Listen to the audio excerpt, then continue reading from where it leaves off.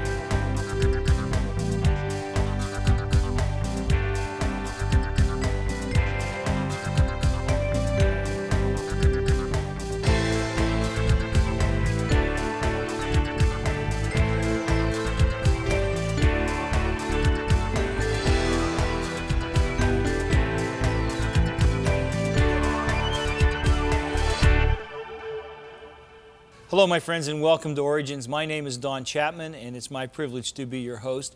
Origins is a forum where we take the evidence of science and we use it to validate the truth of creation. We have a great guest for you today. His name is Dr. David Menton.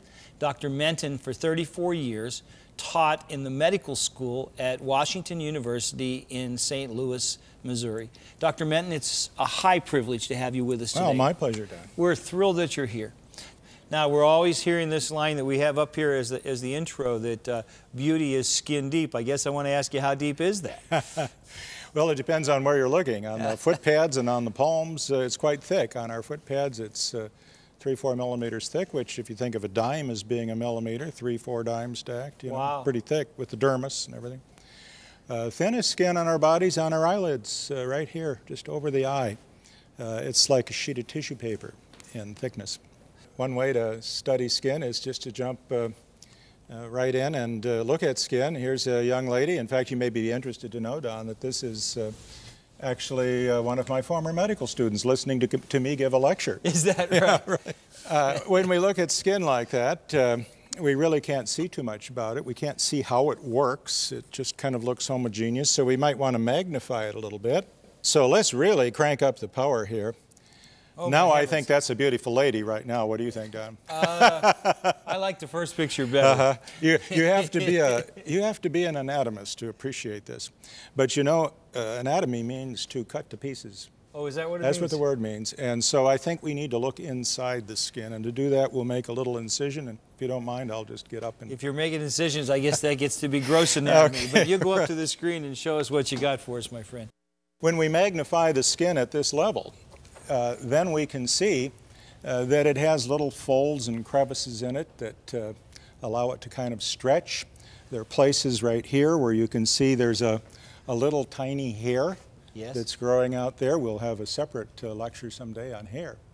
But these little folds and crevices are all over the surface of the skin.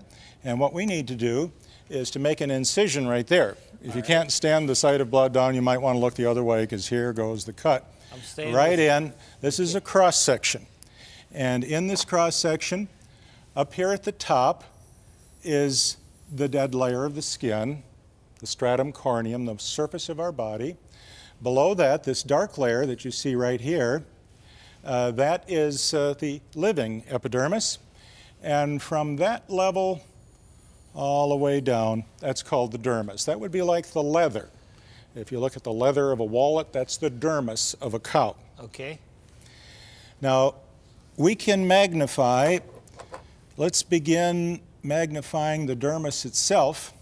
We take an area such as you see in the box there, actually a little smaller, and we blow that up and look at that in the scanning electron microscope, and it's sort of like looking at a straw pile. Yeah. The interesting thing here is that those fibers just aren't willy-nilly. They are woven. So, and then in between these fibers, there is liquid. And this liquid is not like water. If it were, we'd gurgle when we walked. It's more like a gel. Okay. Now we're going to really crank up the power. This is a scanning electron microscope that looks in 3D. And to see the weave that we have here, let's go up a little higher power yet and look in a transmission electron microscope. And notice here that the little tiny fibers that make up the dermis, the connective tissue of the skin, here they are coming at you. So you just see dots, because all those fibers are coming at you. Up here they're going crossways. So you see them like that. Here they're going crossways. Some places they're going kind of at an angle over here. And this whole thing is just woven. In fact, our body is woven together, all of the organ capsules, the dermis, and what have you. And this weave is something we really haven't begun to really understand. Our skin is stretchy, isn't it? When you're younger, it's even more stretchy than when you get older. But to be stretchy, remember, the fibers that make up the dermis, which is most of the thickness of the skin, are less elastic than steel. Really? And are considerably stronger than steel. Stronger than steel. And less elastic, and yet that's what makes stretchy skin. Now, how is it possible for something to stretch and still be made, it's like being made out of chainmail, except we're stretchy? You're going to have to explain that to us. It's the weaving. You know, the Bible says that the Lord weaves us together. Yeah. In our mother's womb, it uses that, knits and weaves, and here we can see it, and the weaving is complex beyond anything we can imagine. Let's just take a peek at that. Various laboratories, particularly in the leather industry, have tried to do some weaving to see just what kind of a weave pattern would account for what we see in the skin, and nobody's quite been able to come up with it. You think of a double knit fabric in these elastic suits and what have you. That requires a certain weave to produce that stretchiness, whereas it's a different weave in a web belt or in a conveyor belt that has no stretch at all. And so some areas of our body, the weave is designed not to stretch. In other areas, it's designed to stretch. Some years ago, a German scientist, many years ago actually, took a deceased individual, a cadaver if you will, and punched holes all over in the body. And he noticed that when he punched the hole with something like an ice pick, when he took the pick out, the hole wasn't a round hole, it became a slit. And you could sort of take the long axis of these slits and draw lines, and you notice that the lines follow particular patterns on the body. These are called Longer's lines. Plastic surgeons take advantage of that. And so that represents sort of the warp and woof of the fabric of our body. Well, here it is, Psalm 139. For you formed my inward parts, you wove me in my mother's womb. I will give thanks to you, for I am fearfully and wonderfully made. Wonderful are your works, and my soul knows it very well. I always think that it might read, wonderful are your works, and that's like a no-brainer. Yeah. There's two kinds of skin in our body. There's thin skin and thick skin. Most of it is thin. That's what you have on your trunk of your body, on your arms. The thick skin is just on the palms and the soles and is designed to resist the wear and tear that those surfaces get. Here we can see thin skin that has thin epidermis that's been sort of peeled off like might happen in a blister, and the dermis is pretty thin as well. Over here in thick skin, like from the soles or the palms, the epidermis is thick and the dermis is also very, very thick, and the junction between the two is very folded.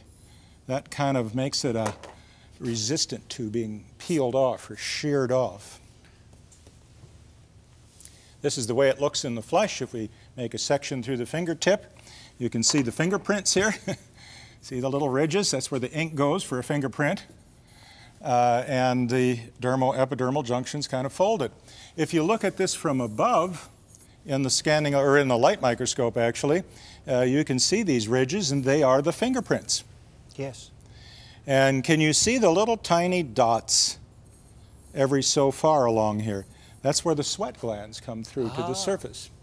And only water can soften this dead layer. lanolin, oil, things like that cannot soften the dead layer of the skin. Only water does this. What oil does is to make a film over the top that keeps the natural water of the body in, and so the softening is our water. So the oil isn't, when I put a hand cream on, it's not really penetrating, it's just allowing it to retain the water that's already in there. Probably not penetrating much, right? It's Yes. retaining the water, and it's the water of your body that's softening that stratum corneum. Once again, we sort of have to leave things up to the Lord. Yes, we do. That folded dermoepidermal junction, say in our fingertips, is one that we have to feel things through, and yet the epidermis is so thick. How do we feel anything through that thick layer? We have special nerves that go up into these little pockets underneath the epidermis that are sensitive to touch. And these little nerve corpuscles allow us to feel ever so fine of texture.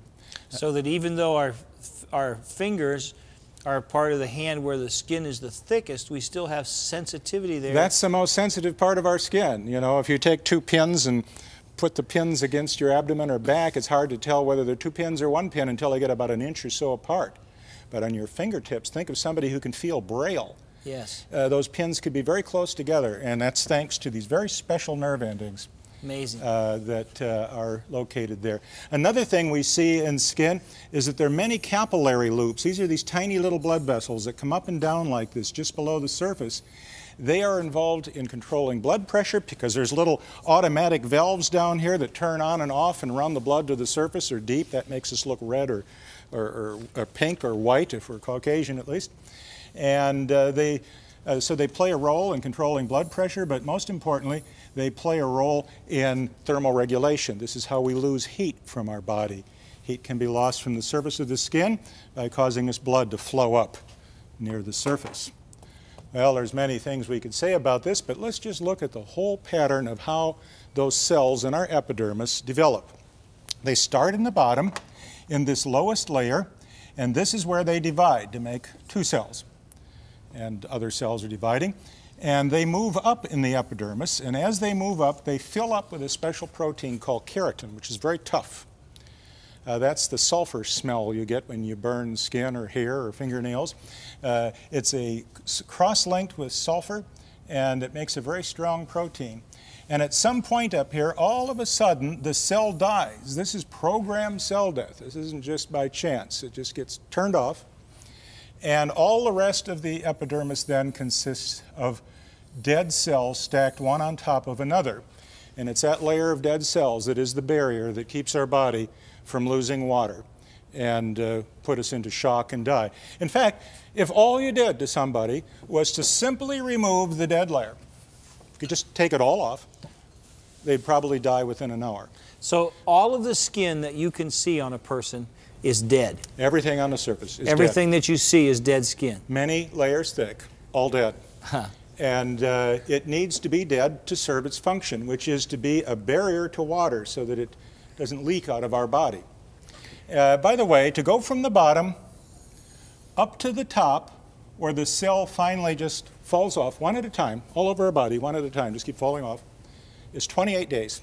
That's all it takes. In about less a than a month. month, it's all gone. Each month, we're completely turning over the whole surface layer of our body. I'm a new man every month on the outside. Absolutely. Every month, completely amazing. new, which if you think about it, our skin doesn't get any older then, does it? Although it does change with time. It's amazing. Let's look at what these cells in the epidermis might look like as they're filling up with keratin. They become quite large. Look how big this cell is here. It's nice and big and round. This is the nucleus in here that has all the genetic material. The keratin is all over out in this area.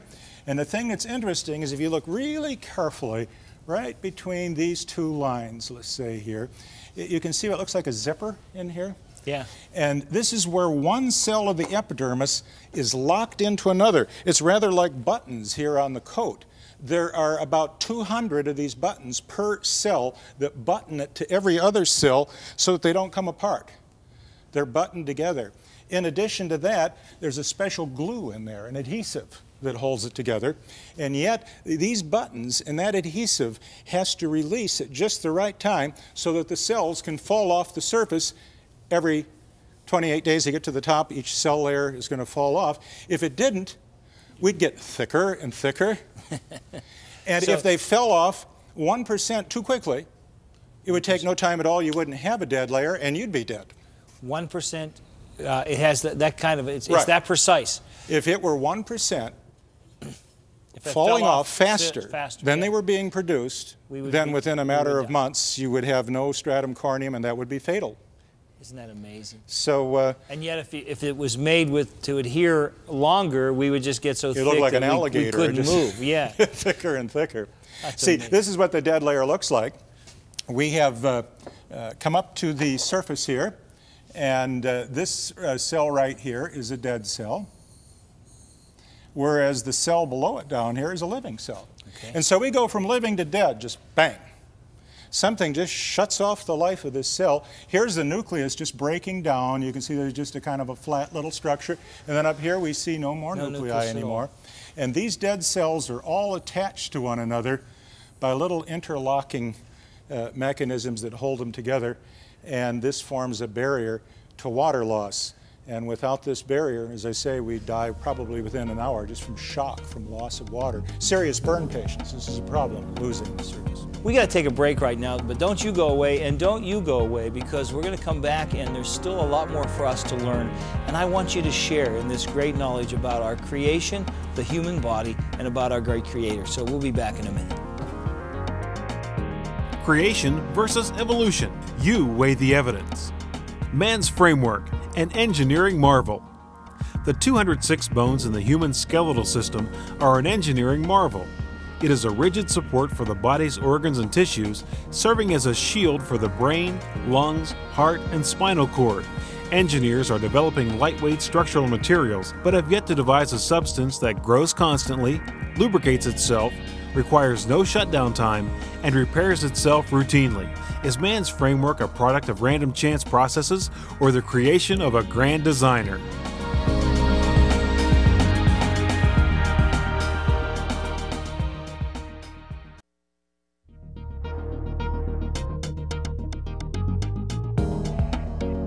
Today's guest on Origins, anatomist Dr. David Menton, is a speaker for Answers in Genesis.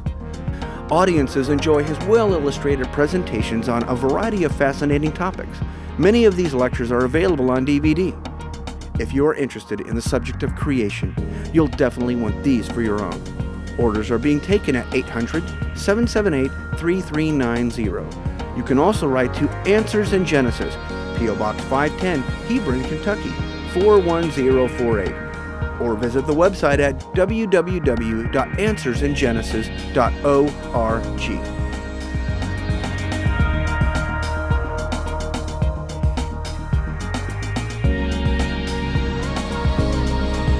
Welcome back to Origins. I'm here with Dr. David Menton, and we're talking about skin and how intricately God has made our skin. Dr. Menton, we talk about thick skin and thin skin. I used to think thin skin's what my parishioners had and thick skin's what I had, but we all have some thick skin and some thin skin. Is that right? Yes, they serve two different functions. For example, this is a cross-section through just the epidermis of our thick skin that you would have on your foot pad or on your fingers. And the dead layer is really thick in thick skin. The function of thick skin is a barrier, wear and tear barrier. Those cells are made to not tear apart or let go. Those little buttons in the adhesive we talked about. There's more buttons and more glue in there. Work well, a better glue. This is the living layer down here, and when these cells divide and get up to here, they form the dead layer. Some years ago, what I did was to take a piece of adhesive tape, put it on the bottom of my foot, and tear it off, and that pulled some cells off. You know, if you work with cellotape, you leave your fingerprints on the tape. Sure. Well, those fingerprints are the dead cells you pulled off with the tape. Okay. If you put the tape in the scanning electron microscope and look at it, this is what one of those cells looks like. So that's actually a picture of your foot. This is a picture of one dead cell. From your foot. You know, one of these little things up in here. Wow. Viewed from the surface. And notice how folded the surface is. And what that does is it produces an interlocking mechanism, sort of tongue and groove interlocking mechanism, which keeps one cell from being sheared off the other. They're holding each other in place. Right. The interesting thing is, although this skin is thick, it's not a particularly good barrier to water loss. It's fairly leaky. Water can get through here much easier than it can on skin from the rest of our body. Let's take a look at thin skin. This is a cross-section of thin skin. Notice how relatively thin the stratum corneum is. Some of it's been lost in the preparation here. And the living layer is also thin, and the dermis is somewhat thinner too. You wouldn't think that would be as good a water barrier, but this is the best water barrier. So it has less resistance to wear and tear, better for water. Now, some years ago, I took a piece of sellotape and put it on my tummy and pulled it off. And this is one of the dead cells that was on the surface. This down here, by the way, is the adhesive of the sellotape. And look, this looks like a saran wrap floating on water. Very, very thin, incredibly thin cell, but very broad. And it's a stack of these very thin cells that produces the barrier to water loss that allows us to survive in our It looks very atmosphere. different. It doesn't have all those little things, and so there's less place for the water to go through. That's right. It doesn't have the resistance to shearing because they're flat. But because of the way this cell is made, its resistance to water loss. That's amazing. Some years ago, I did an interesting experiment where I made a cross-section through skin of actually ear epidermis from a mouse. You can see the dead layer up here. This is the dead layer of the mouse ear here. And if we take this section and we soak it in a substance that dissolves keratin, a really remarkable thing happens. It swells up. Look at that. And when it swells, we observe something I guess we would have never guessed. And that is that the cells of the epidermis, those dead cells, are stacked just like poker chips in a casino, I've been told. The stacks interleave at their edges. So as we go down the line here, we're getting an absolutely perfect interleaving. In other words, one column here, one column here. Perfect. You never see a miss. It's a perfect interleaving. If we magnify an area like that and look at it at the transmission electron microscope, here we can see this perfect interleaving right on down the line at high magnification here. Isn't that amazing? Of these cells. And you know what's really intriguing is if we magnify this, let's take that one dead cell, blow it up in the transmission electron microscope, what do we find? We're back to weaving.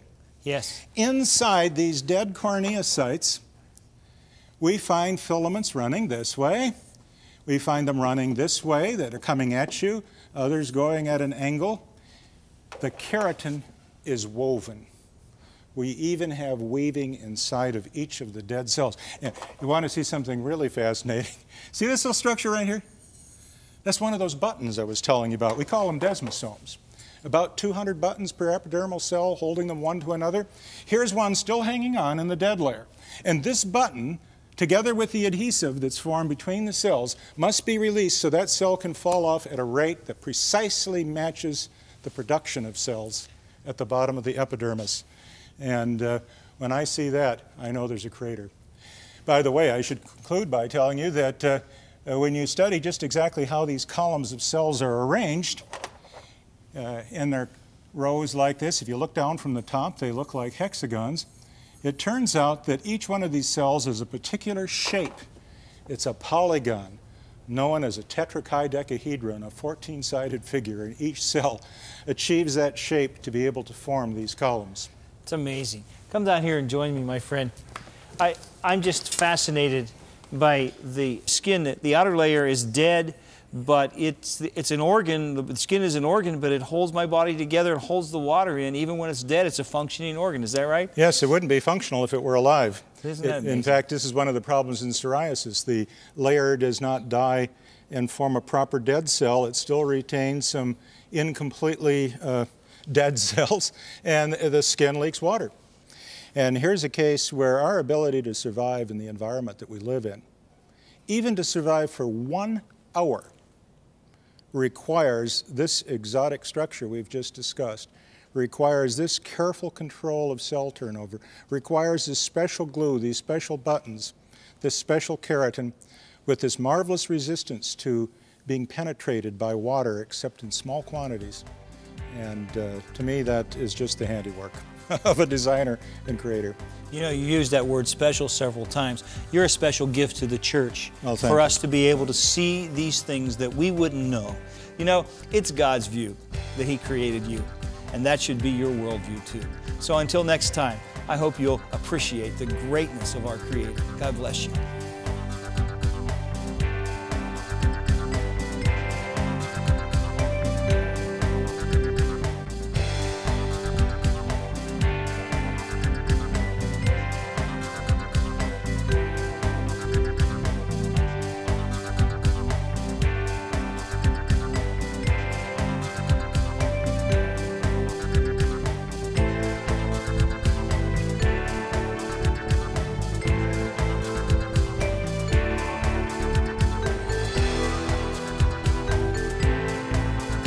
Thank you for watching this edition of Origins. If you'd like a copy of the PowerPoint information presented today, you can download a PDF file of program number 710 from our website at www.originstv.org.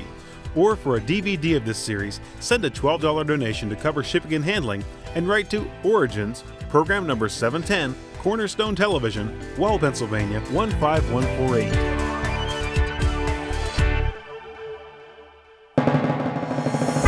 Origins is made possible by the faithful prayers and the financial support of you, our Cornerstone Television family.